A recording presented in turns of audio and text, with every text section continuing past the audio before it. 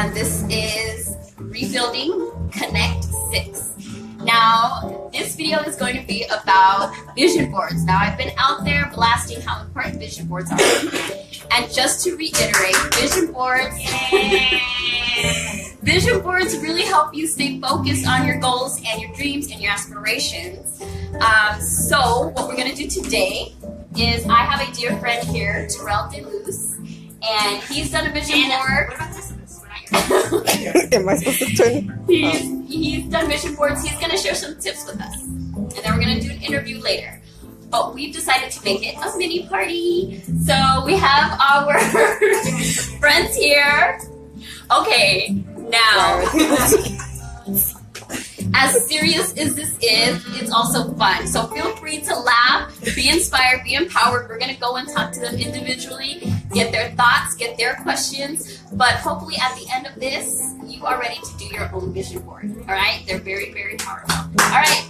So we're going to go ahead and get started. This is Terrell. Oh, sorry, this is Terrell, and he's going to share some tips.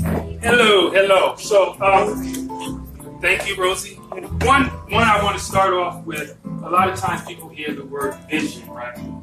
And they don't really know what that means, or it's very vague.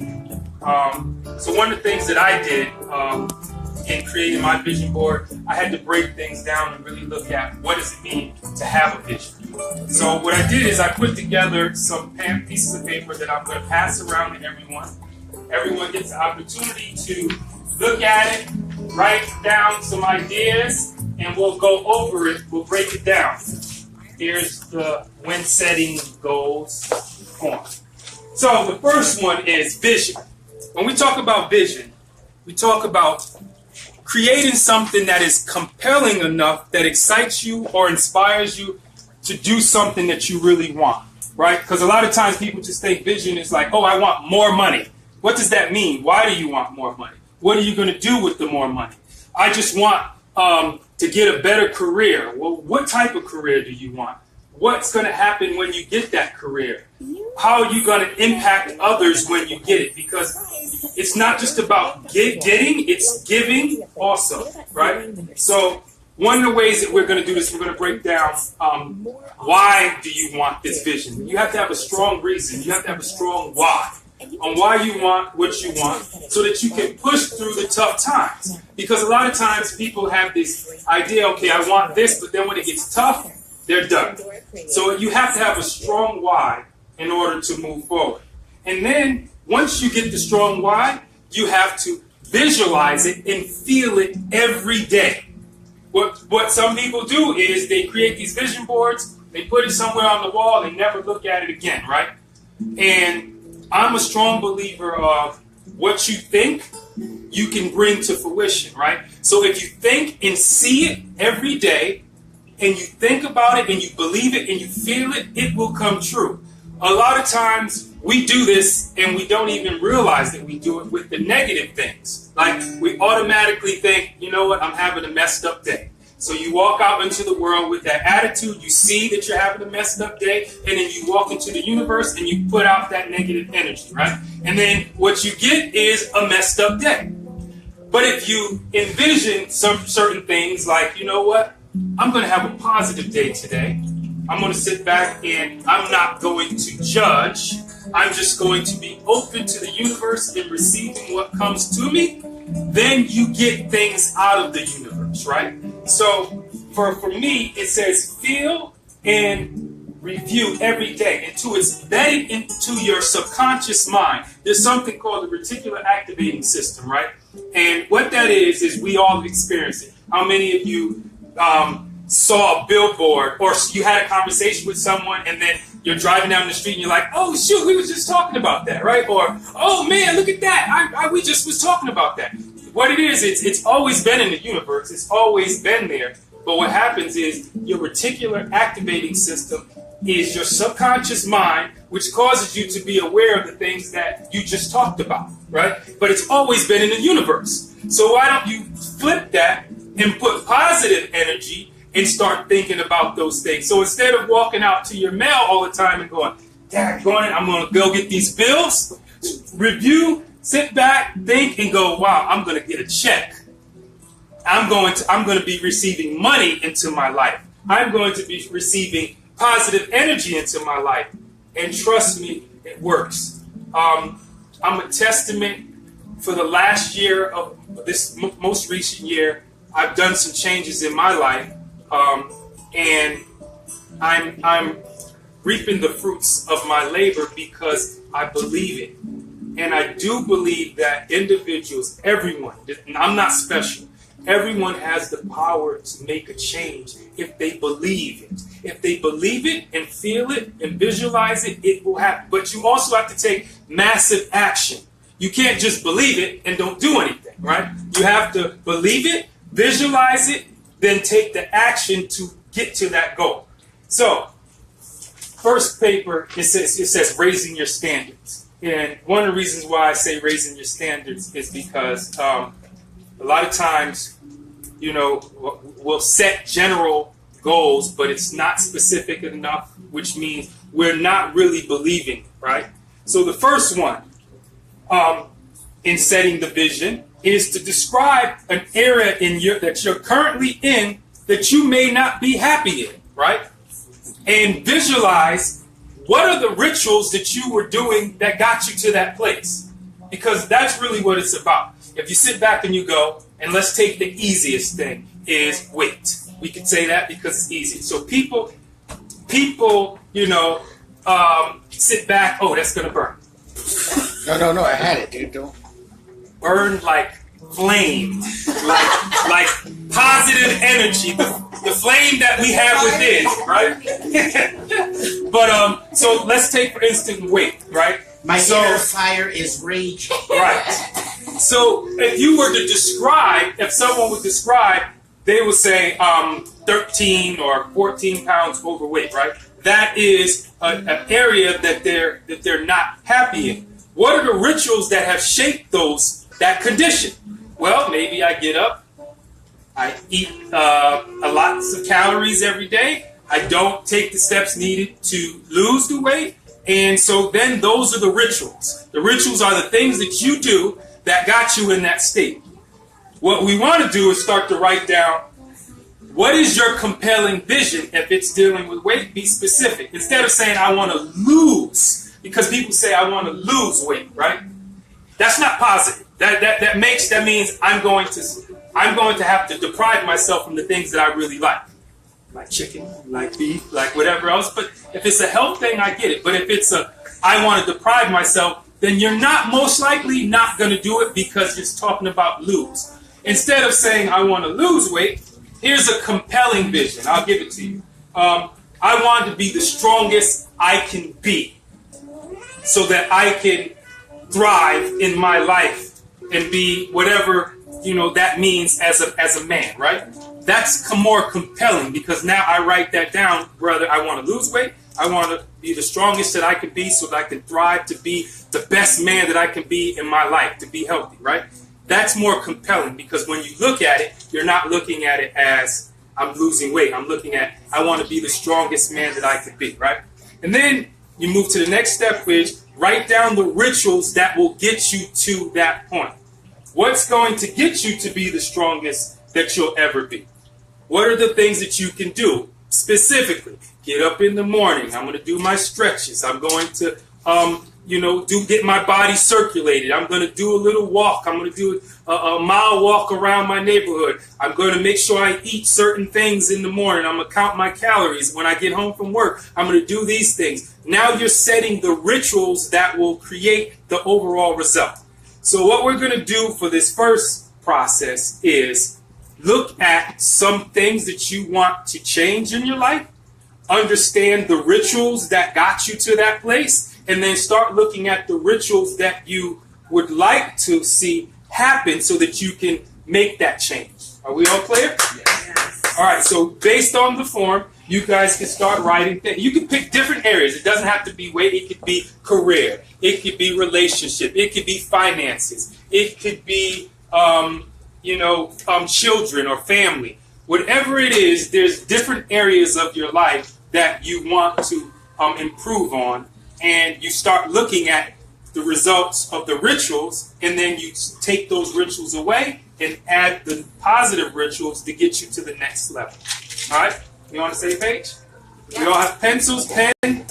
Okay, I'll get you some pencils. So here's enough pencils for you. I'll get another I pen. only have a couple of pens. We have more. I mean, it's really big. But nobody can use my pens. They're only for me. You have a bag full of pens, Andre. They're right here. Oh, would you get some? Sure, I'll share. Where's the markers? All the markers are right there. So take. Are you pausing? No, she's going through. So take one facet. You don't have to pick them all. That's for you to do at home if you want. But take one facet of your life and say what it is that you want to work on. Look at the rituals and then come up with a compelling vision.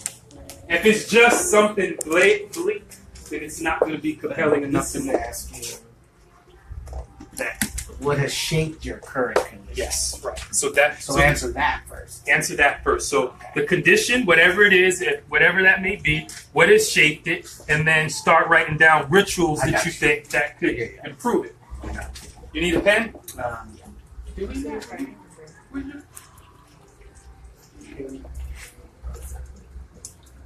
From the doctor's office. Anthem Blue Cross. Now, while they're doing that, Terrell, I know that you mentioned there's some things that you've changed within the past year. Mm-hmm. Can you share any of those with us? Yeah. Well, you want to go over here? No, you can share while they're doing that. Okay. Well, I changed some of my rituals. Right. One of the things that I realized is that before I didn't like I wanted to sleep in, right? And so I would sleep in and then I would just get up and leave the house. And I didn't give myself time to really just, get myself prepared for the day. I have a stressful job. I'm also a writer and an actor. And so in that work, going into a stressful job where I'm dealing with people, I was basically shocking myself because I was jumping up, eating something and just running to work. And I didn't get my time to process and get myself prepared for the day. So what I started doing was, the first thing was I get up earlier than I used to. The first thing I do is pray. I give thanks. I think the biggest thing is, whether you believe in God or the universe, is to give thanks to whatever you believe in for where you are right now. Because you could be in a worse situation. You could be, I'm able to walk, I'm able to talk, I'm able to breathe, so rather than staying, I wake up with the thought of gratitude and giving thanks for the opportunities that I have to be healthy, to be alive, to be thriving, and to be, functioning and doing what I love. And then I stretch because I believe in, we got to circulate our body. We got to get the blood flowing. And that's how a lot of people get injured because they just wake up and they start moving and you twist the wrong way and you hurt your back. So I stretch. And then after that, of course, I brush my teeth, do all the regular hygiene stuff. And then I go running. So I run for 1.5 miles in the morning. And while I'm running for 1.5 miles, I listen to positive motivational things, because the first half hour of your day is very important. Because if you're hit with negative stuff the first half hour of your day, that's the most important time where you're starting to move through the day like that. If you're not able to shake it off, Sets the pace. So I listen to a half hour of positive motivational stuff while I'm running. And then when I come back, I have a little koi pond that I created outside, and I feed the fish and I get in touch with nature. It's important to get in tune with nature, at least for a half hour, in the beginning of your day, and a half hour, even if it means sitting out by a tree and just being by the tree, or looking up at the stars, or watching the birds as they feed, or for me, the fish. Something about water, fish settles me. And then I meditate, and I only meditate for 5 minutes, right? You don't have to do a half hour or hour. If you want to, you can. I meditate for five minutes, not thinking about anything. Actually, before I meditate, I read my desires out loud. So I have a desire book. which is a part of my visions, and I read it out loud. And not only do I read it, I visualize. And sometimes I get very emotional because there's certain things when I show it to you that it's like, wow, I see myself handing my mother a check for $100,000 and saying, do what you want with it, you deserve it. And I see her response. And so every morning I do that. Or I see myself getting that deal with something that we worked on and how we feel when we got it. And so that visualization, I put it out in the universe, and then I meditate. So while I'm meditating, I let go of all of that, and now it's in the universe floating around, right? And then I start my day. And then I, of course, end it after work with going to the gym, which I've always done, but it just is a process. And I come home and, you know, I like to cook and spend time with loved ones. And then I'm back to the routine again. I read my desires before I go to bed, by my pond, feed the fish, get in touch with nature, and meditate for 5 minutes. And then I'm upstairs and I look at my vision board before I go to bed. So with all those things that I've done, I've seen, it's like the dots are being connected for me.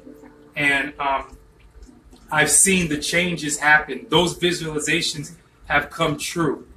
And so with that, I believe, and this is why I say it, I've always had this knowledge, but now it's like really connecting with me that I'm able to visualize and make things come true. Here's the scary part too. We have to be careful of what we put out in the universe, because on the positive, sometimes we just say things.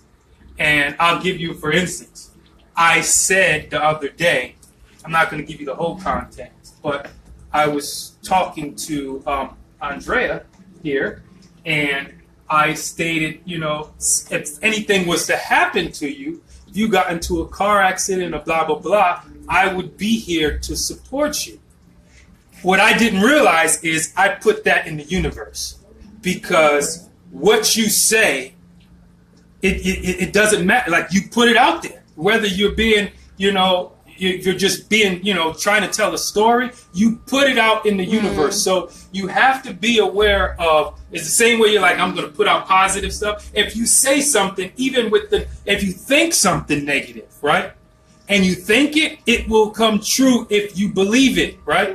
And once you say it and then believe it, and then it manifests, and you're like, oh, shoot, I didn't mean for that to happen. So we have to be aware of our words. It's not easy, and we have to be aware of our thoughts. I mean, you know, that's why, you know, people say be aware of who you hang around with. Bad associations spoils useful habits, because sometimes hanging around the wrong people that have negative and things that are going on with them, and then you become involved with that, it manifests and you believe it, and then now you're putting that same energy out into the world.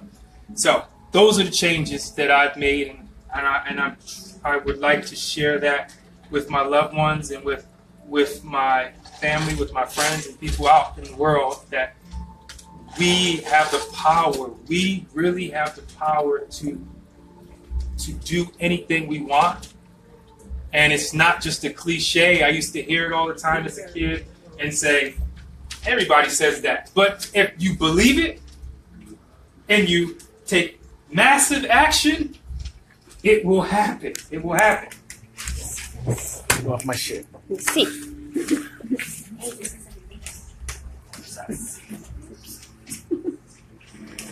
Is it real?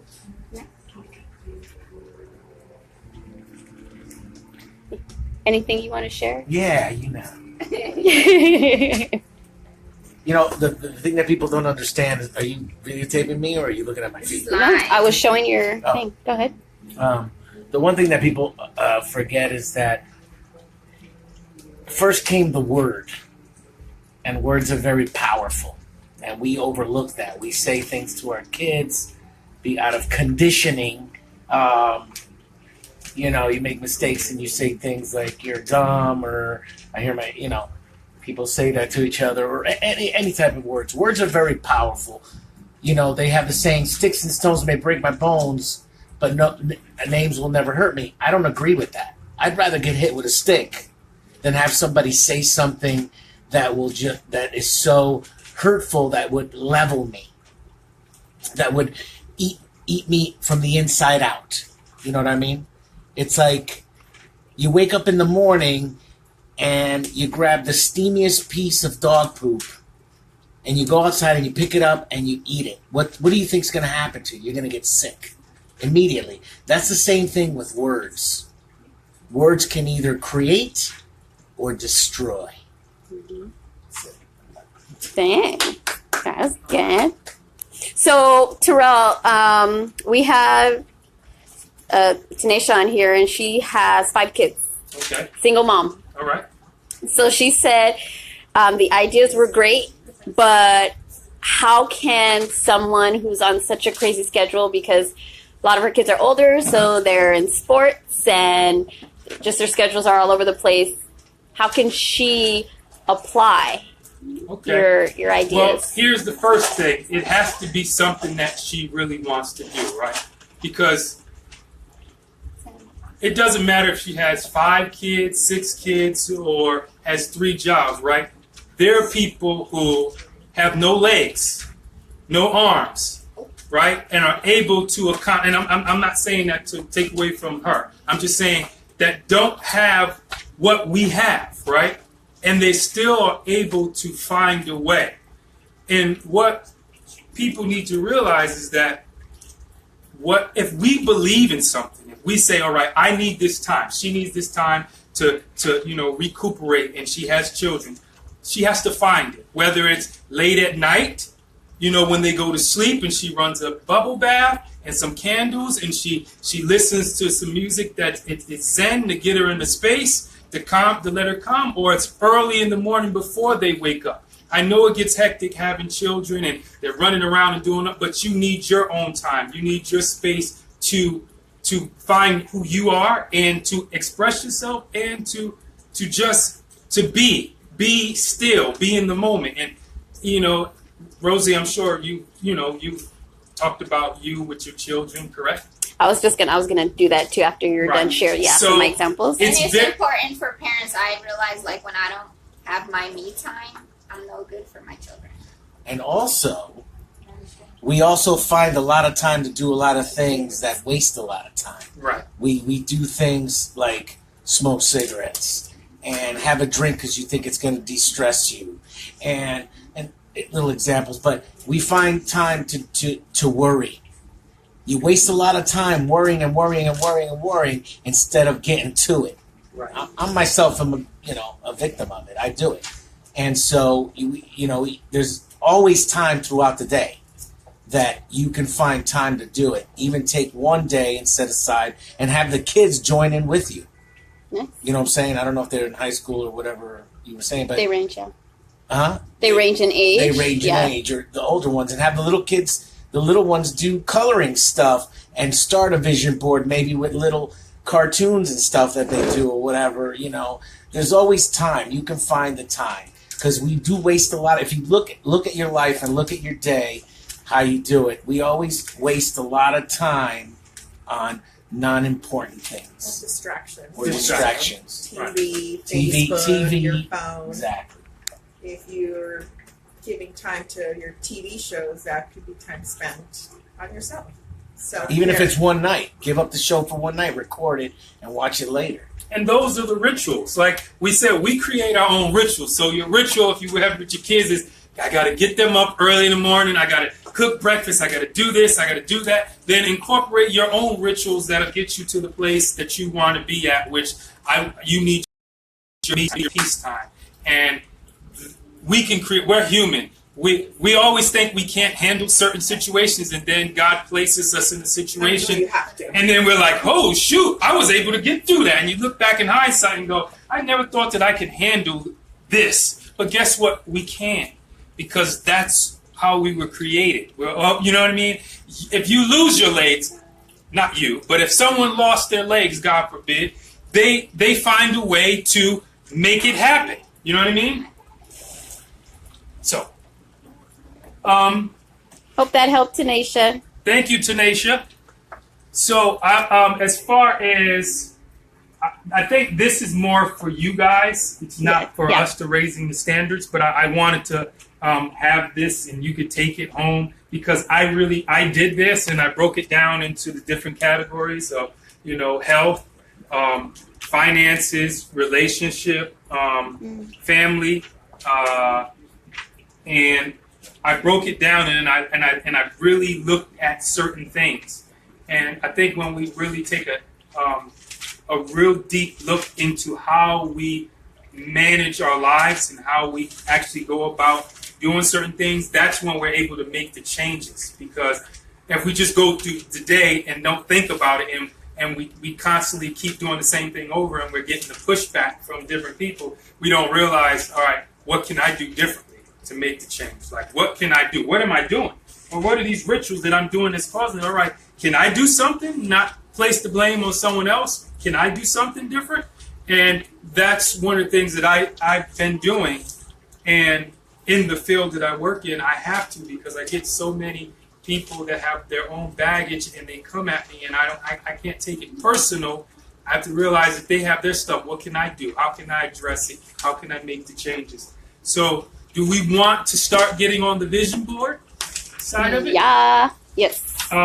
These are for yourself. Please keep this. Really look at it.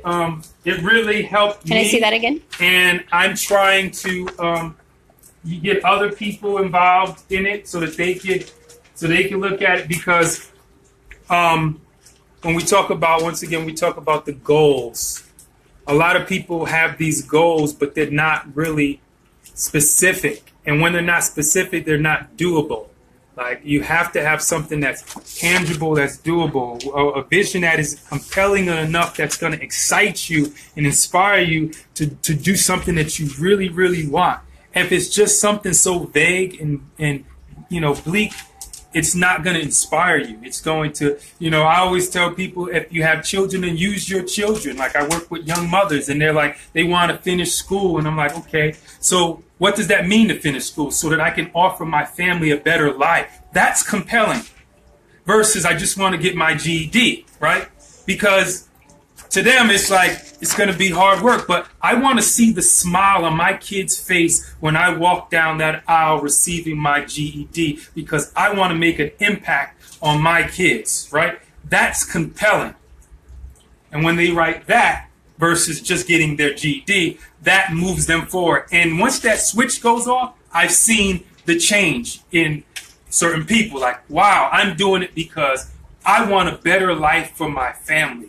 Or I'm doing this because I want to be a better man for my mate. And I want to see the smile on her face when I come home. Right? That's more compelling than I just want to, make more money. Because my friends are doing it. Yeah, because I just want to be rich. Right? Why? I want to make more money so that I can help other people that help me along, like people help me along the way. So I want to make enough money so that I can contribute to society and be able to give back to certain people. Or I want to make enough money so that I can provide for my family, so I can allow my children and their children to have a better life. That's different from I just want to make more money, right? Mm-hmm. Because what does that mean? Why? How is it going to better the universe? How is it going to better you? So let's get into vision board. Want me to get mine? Yes. Okay. And while you're doing that, I need a board. So I see some of you guys are finishing up. You're such a good student. I'm gonna see if I can walk around here. Here's one for you. I hope you guys don't mind, but I think it pops. I don't have any more white. You have orange? You can have one of these. Give her one of those. You want this one? I got. Would you want one of the white one or a blue one? I'll take blue. Okay. You just have enough blue, that's right. No, I do. I have enough blue. I have more. Well, whose white ones are these ones? There's one white one. That one was yours. That's the one I had got for you before. So, do you want the white one? Here. This ain't mine, so why am I taking care of it? Hey. Here you go. White, blue. Ivan, you want a white one or a blue one? Blue. I'm gonna make. Because you're blue. I'm gonna be Because I'm- different. I'm the opposite. The long way. If anything Hey guys, so while they're deciding who gets blue and who gets white, just the boards are, you can find them very affordable at any Dollar Tree or 99-cent store. Yes. So yeah, they're really great boards. One thing that I want to share with you guys, when you're ready to start your vision boards,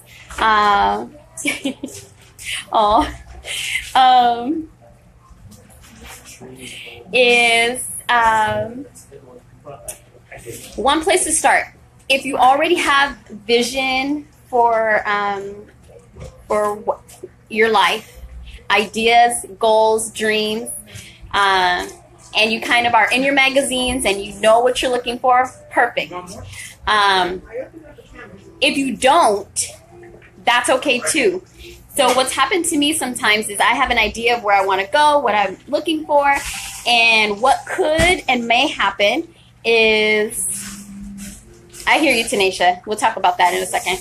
As I'm searching through the magazine, a certain picture or a certain phrase will pop out to me, kind of stand out to me, and at the end of it, I find myself being reminded of dreams or goals that I had forgotten, that might have been like pushed down or pushed to the back, and I haven't thought of since high school or years ago. And now looking through magazines, I'm realizing and being reminded of those goals. So even if you know what you want to do, be open, because if things start standing out to you, shining out to you, go for it. If you don't know, so Tanisha says, so when your plans don't work out, what do you do? Personally, I would keep going for it. One thing as these rituals that he's talking about, for a while I became depressed, right? I was just in depression, and I built some bad habits or bad rituals. I'm very unhealthy, just sleeping in all the time, and just deciding I'm not going to go after my dreams, after my goals, after any of that, feeling like it's too late for me. Maybe God's going to do it through my kids. Honestly, these were thoughts that I had. But once I had a made up mind that that's going to change, and I started believing in myself again, in my research, I realized that successful people, one thing that they always do and they say is start.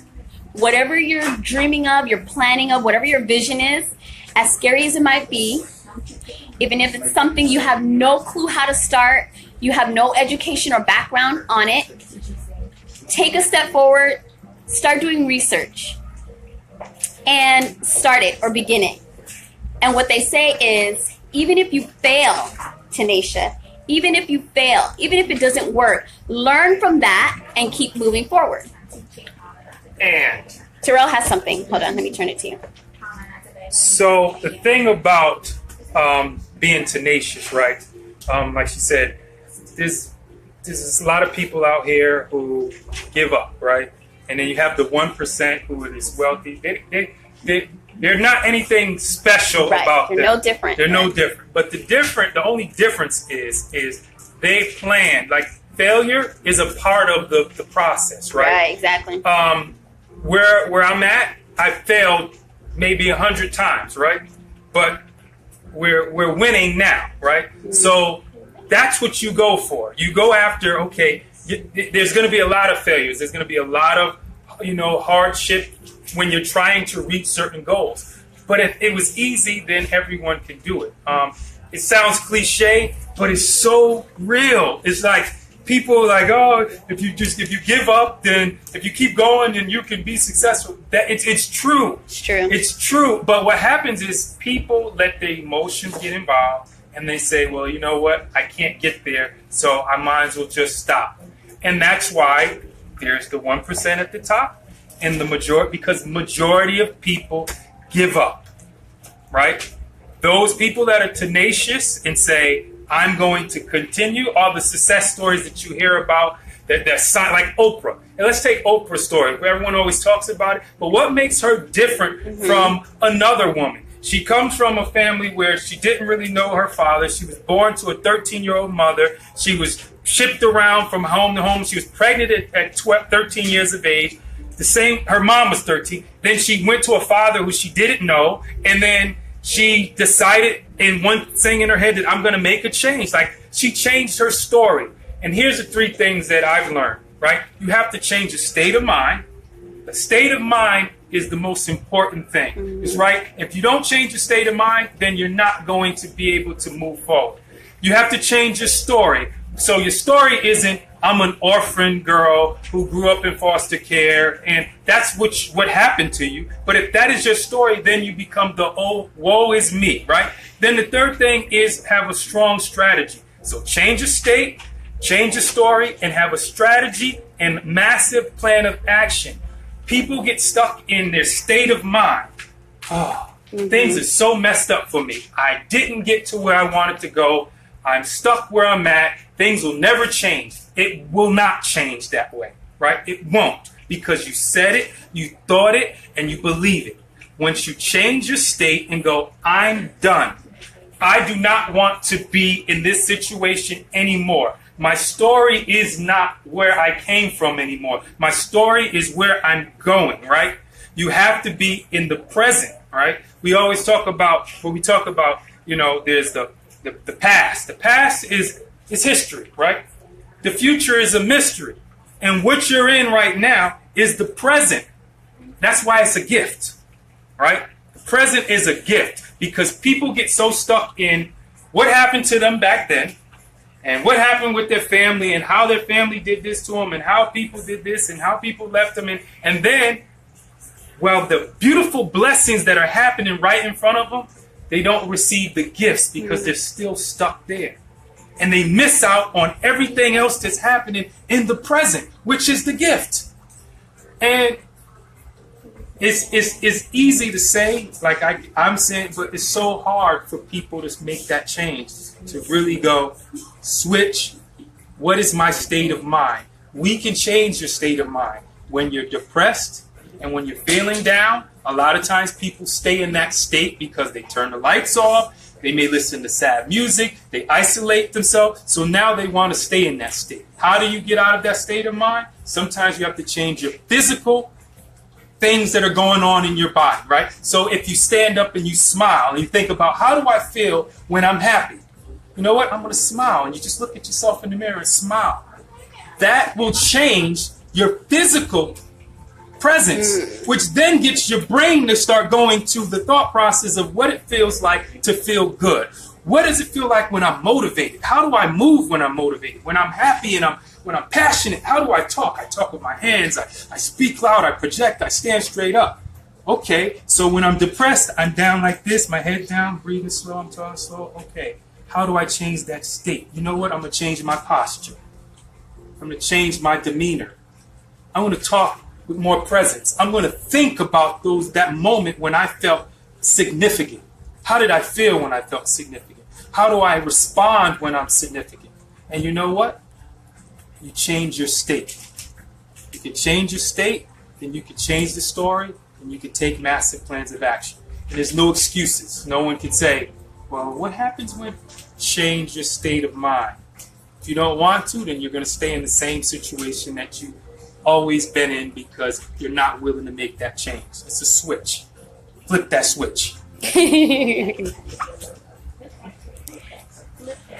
Tanisha, hopefully that helped you. I want to show you guys some things over here.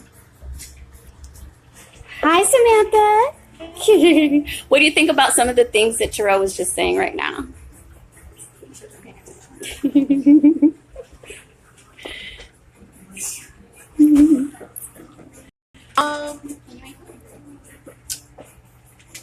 It's a lot to think about. Man, it's really good. It's really good. Just processing.